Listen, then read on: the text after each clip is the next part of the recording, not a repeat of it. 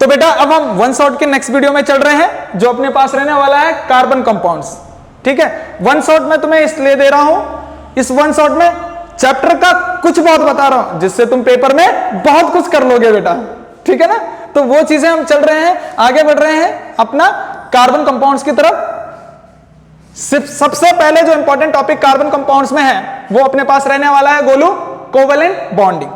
Covalent bonding अगर carbon की बात करते हैं तो कोवेलेंट बॉन्ड क्या होता है, जो नॉन मेटल के बीच में बनता है उसी को हम क्या कहते हैं, कोवेलेंट बॉन्ड कहते हैं। ठीक है, कार्बन क्या है, नॉन मेटल है, और कार्बन हाइड्रोजन के साथ या कार्बन के साथ आपस में जो शेयरिंग ऑफ इलेक्ट्रॉन्स से बॉन्ड बनता है तो उसी को हम क्या कहते हैं, कोवेलेंट बॉन्ड। यानी कि जो किससे बनेगा, शेयरिंग ऑफ इलेक्ट्रॉन से बॉन्ड बनेगा, उसी को हम क्या कहेंगे, कोवेलेंट बॉन्डिंग। ठीक है, कार्बन में क्या होता है, 4 वैलेंस इलेक्ट्रॉन्स होते हैं, इस बात को याद रखना है, जिसकी वजह से वो कोवेलेंट बॉन्ड बनाता है, शेयरिंग ऑफ इलेक्ट्रॉन करता है। ठीक है, नेक्स्ट अगर मैं बात करता हूं, जैसे एग्जांपल कोवेलेंट कंपाउंड का CH4 है, H2 है, NH3 है, H2O है, तो यहां पर कार्बन और हाइड्रोजन दोनों ही नॉन मेटल है, इसके बीच में शेयरिंग ऑफ इलेक्ट्रॉन से बॉन्ड बना है, इस वजह से कोवेलेंट बॉन्ड। हाइड्रोजन एक और दूसरा भी हाइड्रोजन, तो non metal covalent bond. Nitrogen hydrogen दोनों ही non metal, covalent bond. Hydrogen oxygen दोनों ही नॉन मेटल, कोवेलेंट बॉन्ड। आई बात समझ में, मेटल और नॉन मेटल के बीच में बनता है आयनिक बॉन्ड, और दोनों नॉन मेटल के बीच में बनेगा कोवेलेंट बॉन्ड, इसको याद रखना है तुमने। नेक्स्ट अगर मैं बात करता हूं यहां पर covalent compounds generally low melting boiling point as compare to ionic compound. Ionic compound क्या होते हैं, जनरली हार्ड होते हैं, उनका मेल्टिंग और बॉइलिंग पॉइंट क्या होता है, ज्यादा, क्योंकि उनके बीच में इंटरमॉलिक्यूलर फोर्स ऑफ अट्रैक्शन क्या होता है, ज्यादा, क्योंकि अपोजिट आयन का अट्रैक्शन वहां पर होता है। लेकिन कोवेलेंट बॉन्ड क्या होते हैं, कोवेलेंट कंपाउंड क्या होते हैं, सॉफ्ट होते हैं, उनका मेल्टिंग बॉइलिंग पॉइंट कम होता है, क्योंकि उसमें इंटर अट्रैक्शन क्या होता है, कम होता है कंपेयर टू आयनिक। ठीक है, अगर मैं बात करूं कि ये कोवेलेंट कंपाउंड पुअर कंडक्टर होते हैं किसके, इलेक्ट्रिसिटी के। क्यों, आयनिक कंपाउंड क्या होते हैं, आयंस एक्वस मीडियम में जब जाते हैं आयनिक कंपाउंड तो क्या होता है, इलेक्ट्रिसिटी के गुड कंडक्टर होते हैं फ्री आयंस की वजह से। लेकिन कोवेलेंट वाले क्या होते हैं, पुअर कंडक्टर होते हैं, किसके, बैड कंडक्टर होते हैं इलेक्ट्रिसिटी के, क्योंकि यहां पर कोई आयंस बनता नहीं है, इस वजह से ये bad conductor. Very very important topic, versatile nature of carbon, ये क्वेश्चन पूछा जाता है। कैटिनेशन वाला नेचर, वर्सेटाइल नेचर में सबसे पहला नेचर क्या आएगा, कैटिनेशन। कैटिनेशन का मतलब पता है कि कार्बन आपस में जुड़ जुड़ के एक लॉन्ग अरेंजमेंट बना देता है, इस तरह से। तो लॉन्ग अरेंजमेंट बनाता है जब कार्बन क्या करता है, आपस में लॉन्ग अरेंजमेंट बनाता है, आपस में जुड़ के सेल्फ लिंकिंग प्रॉपर्टी जब करता है ना, कार्बन आपस में जुड़ जुड़ के एक लॉन्ग अरेंजमेंट बना देता है, लंबी चेन बना देता है, उसी प्रॉपर्टीज को क्या कहते हैं, कार्बन की कैटिनेशन। यानी self linking properties of carbon atom by which it form long chain, उसी को क्या कहते हैं, कैटिनेशन। Next, tetravalency. टेट्रावैलेंसी का मतलब है कि कार्बन की वैलेंसी कितनी होती है, 4, क्योंकि 4 वैलेंस इलेक्ट्रॉन होते हैं उसके, और उसी को उसकी वैलेंसी माना जाता है, और कार्बन भी 4 ही बॉन्ड बना सकता है, इस वजह से कार्बन को टेट्रावैलेंट बोलते हैं, या टेट्रावैलेंसी। ठीक, नेक्स्ट अगर मैं बात करूं सैचुरेटेड और अनसैचुरेटेड हाइड्रोकार्बन, यहां पर अपने पास सबसे पहले हाइड्रोकार्बन का मतलब समझते हैं। हाइड्रोकार्बन क्या होता है, ऐसे कंपाउंड जो हाइड्रोजन और कार्बन से मिलकर बनते हैं, उसको हम कहते हैं हाइड्रोकार्बन। हाइड्रोकार्बन 2 प्रकार का होता है बेटा, अनसैचुरेटेड और दूसरा सैचुरेटेड। सैचुरेटेड हाइड्रोकार्बन कौन से होते हैं, जो सिंगल बॉन्ड वाले कार्बन होते हैं। ठीक है, सिंगल बॉन्ड वाले हाइड्रोकार्बन को हम सैचुरेटेड हाइड्रोकार्बन कहते हैं, और एग्जांपल में आता है एल्केन।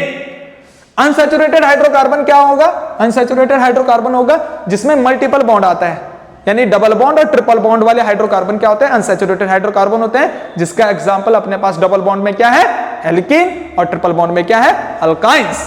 ठीक, तो वो याद रखना तुमने, देखो सिंगल बॉन्ड वाले एल्केन, डबल बॉन्ड अनसैचुरेटेड वाले एल्कीन्स, और ट्रिपल बॉन्ड वाले अल्काइंस, इस तरह से याद रखना है ना।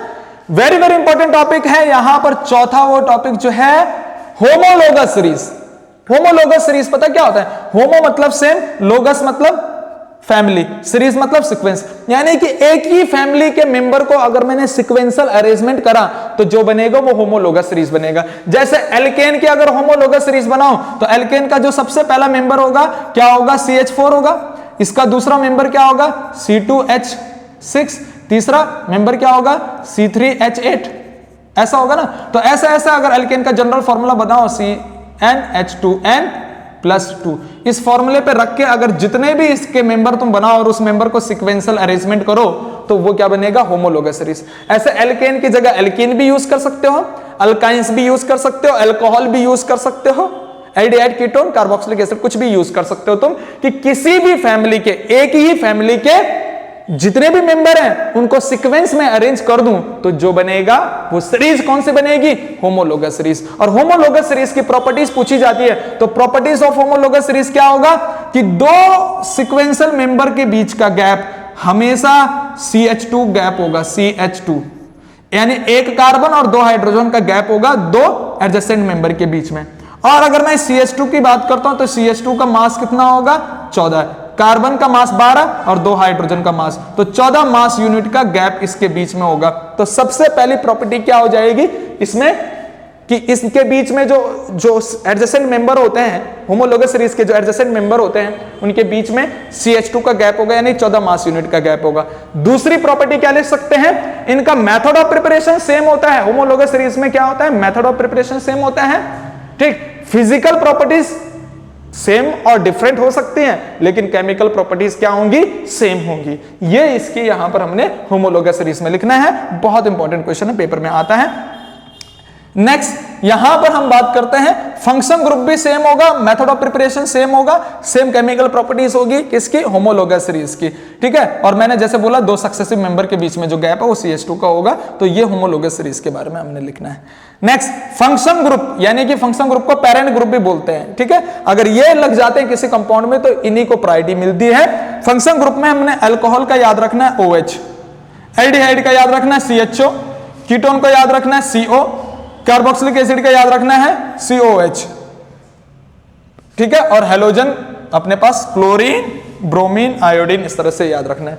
तो ये अपने पास फंक्शन ग्रुप है, कौन कौन से, alcohol, aldehyde, ketone, carboxylic acid. Halogen तो वैसे फंक्शन ग्रुप नहीं है, ये सब्स्टिट्यूएंट के तौर पे होता है, लेकिन क्लास 10th में इसको हम एज अ फंक्शन ग्रुप के तौर पे भी मान सकते हैं। लेकिन 4 फंक्शन ग्रुप तुमने याद रखना है। वो पूछता है कि OH वाला अपने पास alcohol function group, CHO aldehyde, CO ketone, COH carboxylic acid, और ये हेलोजन अपने पास होता है।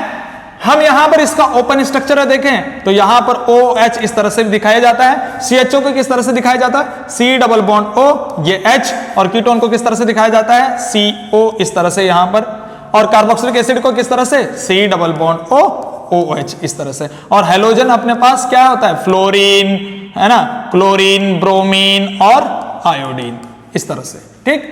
तो इस तरह से हमारे पास ये फंक्शन ग्रुप वाला पोर्शन अपने पास कंप्लीट होता है। हम यहां पर नोमेनक्लेचर अगर कार्बन के देखते हैं, IUPAC के बारे में बात करते हैं कि भाई IUPAC नेम हमें करना पड़ता है। और IUPAC किस तरह से करते हैं, तो IUPAC का एक ऑर्डर होता है बेटा, हमारे पास सबसे पहले प्रायोरिटी फंक्शन ग्रुप को जाती है, देन मल्टीपल बॉन्ड को प्रायोरिटी जाती है, और देन नंबर ऑफ कार्बन को प्रायोरिटी जाती है, और लास्ट में सब्स्टिट्यूएंट को प्रायोरिटी जाती है, सब्स्टिट्यूएंट, ठीक है। तो इस तरह से अपने पास क्या हो जाता है, ऑर्डर हो जाता है कि भाई सबसे पहले function group, then multiple bond यानी डबल बॉन्ड और ट्रिपल बॉन्ड, और देन नंबर ऑफ कार्बन यानी कितनी नंबर ऑफ कार्बन की चेन बन रही है, लंबी चेन कितने कार्बन की बन रही है, और लास्ट में सब्स्टिट्यूएंट यानी कि ब्रांच, ठीक है, जो साइड चेन लिखी होती है। तो उस हिसाब से हम क्या करते हैं, पेरेंट चेन डिसाइड करते हैं, और तब जाके हम किसी भी कंपाउंड का IUPAC लिखते हैं। तो हम एक एक करके IUPAC जैसे देख लेते हैं। जैसे सबसे पहले अल्केन की मैं यहां पर बात कर रहा हूं कि अल्केन की IUPAC यहां पर देख लेते हैं। जैसे CH3, CH और ये CH3, तो इस तरह से हमें इस कंपाउंड का जैसे IUPAC लिखना है तो 1 to 1 हमने क्या करना है, इसको पेरेंट चेन लेना है, पेरेंट चेन सबसे लंबी कार्बन की ले ली, ठीक। नंबरिंग वहां से करते हैं जहां से ये ब्रांच यानी साइड जल्दी हमें मिल जाए, तो यानी कि 1 2 यहां से करोगे तब भी दूसरी पोजीशन पे, 1 2 यहां से करोगे तब भी दूसरी पोजीशन, कहीं से भी करो, 1 2 3, तो ये 3 कार्बन को हमने क्या बोल दिया, प्रोपेन। 3 कार्बन को क्या बोल दिया, प्रोपेन। अब इसकी दूसरी पोजीशन पे मिथाइल है तो ये तो पेरेंट चेन है जो लास्ट में लिखना होता है, आगे इसका लिख दो 2 मिथाइल, इसकी दूसरी पोजीशन पे क्या है, मिथाइल, तो 2 मिथाइल प्रोपेन इसका नाम हो गया, ठीक। ऐसे ही यहां पर अल्कोहल का अगर कुछ आ गया तो अल्कोहल का किस तरह से हो जाएगा, जैसे ये CH3 और ये OH लगा दिया, तो एक कार्बन को हम क्या कहते हैं, मीथेन, और मीथेन के साथ अल्कोहल का सफिक्स लगता है ऑल, तो क्या हो जाता है, मीथेन ऑल, ठीक। ऐसे ही एक कार्बन ये है और इस पे क्या लगा दो, एल्डिहाइड ग्रुप CHO, तो क्या हो जाएगा, 2 कार्बन अपने पास पेरेंट चेन में आ जाएंगे और 2 कार्बन को हम कहते हैं इथेन और इथेन के साथ लग जाता है एल्डिहाइड का अल, इथेन अल यहां पर हो जाता है। नेक्स्ट यहां अगर एक कार्बन CH3 देखें, दूसरा COOH, तो ये अपने पास 2 कार्बन का कार्बोक्सिलिक एसिड 1 2, तो ये हो जाता है इथेनोइक एसिड। ठीक, नेक्स्ट अपने पास हेलोजन की बात करते हैं, ये एक कार्बन का, यहां हेलोजन में मान लीजिए क्लोरीन लगा रहे हैं तो क्लोरीन लगा दिया तो ये बन जाएगा मीथेन और ये क्लोरीन, तो क्या बन जाएगा क्लोरोमीथेन, तो इसका नाम हो जाता है क्लोरोमीथेन। इस तरह से अपने पास इसका नेम भी कंप्लीट हो जाता है। ठीक है, तो ये इस तरह से अपने पास हो चुका है। अब है chemical properties, very very important chemical properties of carbon compounds. Chemical properties में सबसे पहली जो रिएक्शन है, सबसे पहली कंबशन रिएक्शन है, यानी कि बर्निंग, ऑक्सीजन की प्रेजेंस में अगर मैं किसी भी हाइड्रोकार्बन या किसी भी ऑर्गेनिक कंपाउंड को जलाता हूं, ऑक्सीडेशन करता हूं, ठीक है, तो उसका हमेशा CO2 और वाटर 2 ही प्रोडक्ट बनते हैं। जैसे ये कोई ऑर्गेनिक कंपाउंड है, अगर इसको ऑक्सीजन के साथ ट्रीट करता हूं तो इसका क्या बनता है, CO2 बनता है प्लस H2O बनता है। ठीक है, कार्बन डाइऑक्साइड और वाटर यहां से रिलीज होता है जब भी कोई ऑर्गेनिक कंपाउंड का ऑक्सीडेशन होता है। तो ये याद रखने है ना, ये कंबशन रिएक्शन है। कोई भी हाइड्रोकार्बन या कोई भी ऑर्गेनिक कंपाउंड ऑक्सीजन के साथ रिएक्शन करके हमेशा carbon dioxide and water product देता है। ठीक है, तो इस तरह से नेक्स्ट हम देखते हैं। तो ऐसे में यहां पर ऑक्सीडेशन रिएक्शन की बात कर रहा हूं, तो ऑक्सीडेशन रिएक्शन में क्या होगा, अपने पास जैसे इथेनॉल है, ठीक है, इथेनॉल अपने पास इस तरह से होगा, उसमें हमें केमोनोफोर, एसिडिक मीडियम में केमोनोफोर, स्ट्रॉन्ग ऑक्सीडाइजिंग एजेंट हमें यूज करना पड़ता है। केमोनोफोर क्या है, स्ट्रॉन्ग ऑक्सीडाइजिंग एजेंट, उसमें एसिडिक मीडियम में रखेंगे तो वो कार्बोक्सिलिक एसिड में कंप्लीट बदल जाएगा, यानी कि जो अल्कोहल है वो कार्बोक्सिलिक एसिड में बदल जाएगा, यानी कि इथेनॉल इथेनोइक एसिड में बदल जाएगा ऑक्सीडेशन होके, तो इसको कहते हैं इथेनॉल और ये बन गया इथेनोइक एसिड। तो ये अपने पास हो गया ऑक्सीडेशन रिएक्शन। ठीक है, नेक्स्ट अगर रिएक्शन की तरफ हम चलते हैं, एडिशन रिएक्शन। एडिशन रिएक्शन भी काफी इंपॉर्टेंट अपने पास है। एडिशन हमारे पास क्या होता है, एडिशन रिएक्शन में जो अपने पास डबल बॉन्ड वाला कंपाउंड यानी एल्कीन है या ट्रिपल बॉन्ड वाला कंपाउंड अल्काइंस है, उसमें हमें हाइड्रोजन जोड़ना पड़ता है निकिल की प्रेजेंस में या पैलेडियम या प्लेटिनम की प्रेजेंस में।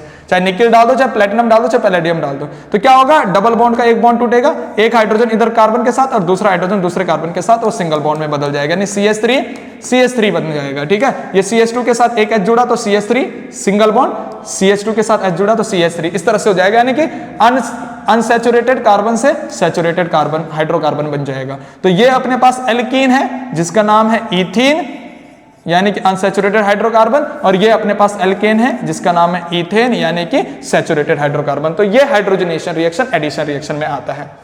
नेक्स्ट अगर मैं बात करता हूं सब्स्टिट्यूशन रिएक्शन। सब्स्टिट्यूशन रिएक्शन में क्या होगा कि कोई एल्केन अपने पास होगा और उस एल्केन में अगर मुझे हेलोजन जोड़ना है सनलाइट की प्रेजेंस में, तो क्या होगा, हेलोजन वहां पर हाइड्रोजन हटाएगा एल्केन का एक हाइड्रोजन, और इसने एक हाइड्रोजन हटाया तो यहां पर CH3 बना, एक हेलोजन उसके साथ जुड़ जाता है तो ये CH3Cl यहां पर बन गया, यहां पर एक हेलोजन बचा और एक हाइड्रोजन यहां से निकला तो क्या बन गया, HCl। तो ये अपने पास हेलोजिनेशन रिएक्शन या फिर एडिशन रिएक्शन अपने पास हो गया, सब्स्टिट्यूशन रिएक्शन हो गया कि क्लोरीन ने यहां से हाइड्रोजन सब्स्टिट्यूट करा और अपने आप उसकी जगह पे आ गया, तो वो बन गया सब्स्टिट्यूशन रिएक्शन का प्रोडक्ट। ये एल्केन है जिसका नाम है मीथेन, और अगर इसके साथ हेलोजन जुड़ा तो ये बन गया क्लोरोमीथेन, यानी क्लोरीन जुड़ा तो क्या बना, क्लोरोमीथेन। इस तरह से तो यहां पर अपने पास रिएक्शन कंप्लीट होती है। नेक्स्ट अगर मैं बात करूं यहां पर इथेनॉल और इथेनोइक एसिड, इथेनॉल और इथेनोइक एसिड की अगर जिक्र करें तो इथेनॉल अपने पास क्या है, C2H5OH यानी कि इथेनॉल, और इथेनोइक एसिड क्या है अपने पास, CH3COOH, ये इथेनॉल एसिड है। ठीक, अगर मैं बात करता हूं इथेनॉल का यूज हम कहां करते हैं, फ्यूल के तौर पे यूज होता है, सॉल्वेंट के तौर पे यूज होता है, अच्छा मेडिकल पर्पस के लिए भी यूज होता है, मेडिसिन वगैरह में बनाने के लिए यूज होता है, और साथ साथ हमें जो ड्रिंक करने के लिए जो इथेनॉल यूज करते हैं, अल्कोहल यूज करते हैं, वो इथेनॉल ही होता है, यानी एडेबल अल्कोहल है इथेनॉल। ठीक, नेक्स्ट अगर बात करें इथेनोइक एसिड, इथेनोइक एसिड क्या होता है, एसिटिक एसिड के नाम से भी इसका कॉमन नेम है, और एसिटिक एसिड सिरका वगैरह जो विनेगर वगैरह होता है ना, जो चाउमीन वगैरह मोमोज वगैरह में डलता है, तो यानी कि खाने का जो एसिड है वो यही अपने पास है।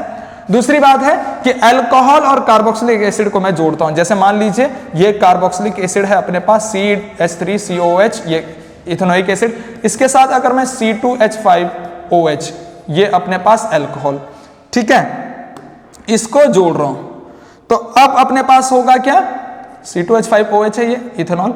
अगर मैं इन दोनों को जोड़ रहा हूं तो यहां कार्बोक्सिलिक एसिड से OH हटेगा, यानी एसिटिक एसिड से OH हटेगा और इस इथेनॉल से H हटेगा, तो यहां से -H2O हो जाएगा। और आगे जब यहां से -H2O होगा तो क्या बन जाएगा, आगे ये CH3 ऐसे रहेगा, single bond C double bond O, और यहां से OH हटा तो ये बॉन्ड किसके साथ जुड़ जाएगा, इस ऑक्सीजन के साथ, क्योंकि इसका H हटा है तो ये ऑक्सीजन के साथ जुड़ गया, और ऑक्सीजन के बाद क्या है, C2H5। तो ये जो आगे कंपाउंड बना इसको बोलते हैं एस्टर। तो यही चीज है, जब हम कार्बोक्सिलिक एसिड और अल्कोहल को जोड़ते हैं तो वहां से वाटर मॉलिक्यूल रिमूव होता है, तब जाके आगे एस्टर बनता है। इस रिएक्शन को कहते हैं एस्टरिफिकेशन रिएक्शन। काफी इंपॉर्टेंट चीज है। अब यहां से एस्टर तो बन गया। एस्टर जो हम बात करेंगे तो इसका यूज होता है परफ्यूम वगैरह, कॉस्मेटिक वगैरह में, और इसका स्वीट स्मेल होती है इसकी, इस वजह से परफ्यूम वगैरह व कॉस्मेटिक वाली चीजों में इसका यूज करते हैं। आगे बात करें सोप मॉलिक्यूल और डिटर्जेंट के बारे में, तो सोप मॉलिक्यूल्स की बात करते हैं तो ये सोप मॉलिक्यूल्स क्या करता है, जो भी डर्टी एरिया पार्ट होता है क्लोथ्स का, उसके चारों तरफ ये सोप मॉलिक्यूल्स क्या करता है, इससे रिंग लाइक ज्योमेट्री बना देता है, इस तरह से रिंग लाइक अरेंजमेंट बना देता है। ठीक है, इस रिंग अरेंजमेंट को हम क्या कहते हैं, मिसल कहते हैं। अगर ये रिंग अरेंजमेंट बन रहा है, ये रिंग अरेंजमेंट बन रहा है, ये रिंग अरेंजमेंट बन रहा है डर्टी एरिया ऑफ क्लोथ के चार डर्टी पार्ट्स ऑफ क्लोथ, ठीक है, डर्टी एरिया ऑफ क्लोथ के अराउंड में जो रिंग लाइक ज्योमेट्री बनता है सोप मॉलिक्यूल्स का, उसको कहते हैं मिसल। और इसी की वजह से क्या होता है, जो गंदगी होती है, जो डर्टी पार्ट होता है क्लोथ्स का, वो रिमूव हो जाता है। क्यों? क्योंकि ये सोप मॉलिक्यूल का हेड होता है जो कि आयनिक होता है, पॉजिटिव नेगेटिव आयंस इसमें होता है, आयनिक पार्ट, और ये इसका टेल होता है पीछे, तो ये होता है नॉन आयनिक। ये नॉन आयनिक पार्ट जो है ये इस मैले वाले पार्ट पे चिपकता है, इस मैल पे चिपकता है, इस डर्टी पार्ट पे चिपकता है, और हेड किसकी तरफ जाता है, वाटर की तरफ। तो इस तरह से यहां से क्या होता है, वाटर की तरफ हेड, और जिसका पूंछ, इसका जो टेल है वो किस पे चिपक रखा है, मैल पे, तो मैल के साथ निकल जाता है उसकी टेल पूरा का पूरा, और वो सारे का सारे मैल को क्या निकाल देता है, पानी में निकाल देता है, जिस तरह से हमारा क्लोथ्स या कपड़ा क्या हो जाता है, साफ हो जाता है। इसको कहते हैं एक्शन ऑफ सोप। बहुत इंपॉर्टेंट है। ठीक, ये सोप मॉलिक्यूल्स अपने पास होता है, ये सोप मॉलिक्यूल का हेड होता है जो कि आयनिक होता है, इसको याद रखने ना, यह आयनिक पार्ट है। ठीक है, और आयनिक क्या होता है, ये पानी की तरफ जाता है, यानी हाइड्रोफिलिक होता है, और ये इसका टेल है, पीछे सोप मॉलिक्यूल की टेल है, ये टेल होता है हाइड्रोफोबिक, यानी कि ये पानी से दूर जाता है। तो ये मैले की तरफ, मैल पे चिपकता है और ये पानी की तरफ जाता है, जिसकी वजह से सारा का सारा मैल ये टेल पानी में निकाल देता है। ठीक है, तो ये टेल इसकी हाइड्रोफोबिक होती है और हेड होता है इसका हाइड्रोफिलिक। ये आयनिक है हेड, और ये टेल नॉन आयनिक होता है या नॉन पोलर होता है, इस बात को याद रख लेना। अब सोप मॉलिक्यूल के कुछ फॉर्मूले हमने याद रखने हैं। एक फॉर्मूला इसका है अपने पास C15H31 COO negative Na positive, जिसका नाम है सोडियम पाल्मिनेट। सोडियम पाल्मिनेट इस फॉर्मूले का है। दूसरा मॉलिक्यूल भी है सोप मॉलिक्यूल, जिसमें कार्बन 17 होते हैं, C17H35 COO negative Na positive. ठीक है, ये दो सोप मॉलिक्यूल है, ये सोडियम पाल्मिनेट है और ये सोडियम स्टेरेट है। तो ये सोप मॉलिक्यूल्स है, इसको याद रख लेना। इस तरह से लंबी लंबी इसकी चेन बनती है। ये वाला हेड वाला पोर्शन होता है जो आयनिक होता है, ये पॉजिटिव नेगेटिव आयन हेड वाले पोर्शन में होते हैं, और पीछे ये हाइड्रोकार्बन चेन होती है लंबी, ये वाली टेल। ठीक है, अब अगर मैं बात करता हूं, ये सोप मॉलिक्यूल जो है हार्ड वाटर में सोप काम नहीं करता, स्कंप नहीं बनता हार्ड वाटर में, क्योंकि हार्ड वाटर अगर हम बोलते हैं तो हार्ड वाटर में क्या क्या होता है, कैल्शियम और मैग्नीशियम के कार्बोनेट्स, सल्फेट और क्लोराइड्स वगैरह प्रेजेंट होते हैं, हैलाइड्स वगैरह प्रेजेंट होते हैं, बाइकार्बोनेट्स प्रेजेंट होते हैं, जिसकी वजह से हार्ड वाटर बन जाता है, और उस हार्ड वाटर में सोप मॉलिक्यूल स्कंप या झाग नहीं बनाता, इस वजह से वहां पर अच्छे से सोप मॉलिक्यूल वर्क नहीं करता। वहां पर हमें क्या यूज करना पड़ता है, डिटर्जेंट। डिटर्जेंट हार्ड वाटर में काम कर देता है। ठीक है, तो इस तरह से अपना ये चैप्टर के इंपॉर्टेंट चीजें थी। सक्सेस मतलब ग्लोबल वननेस।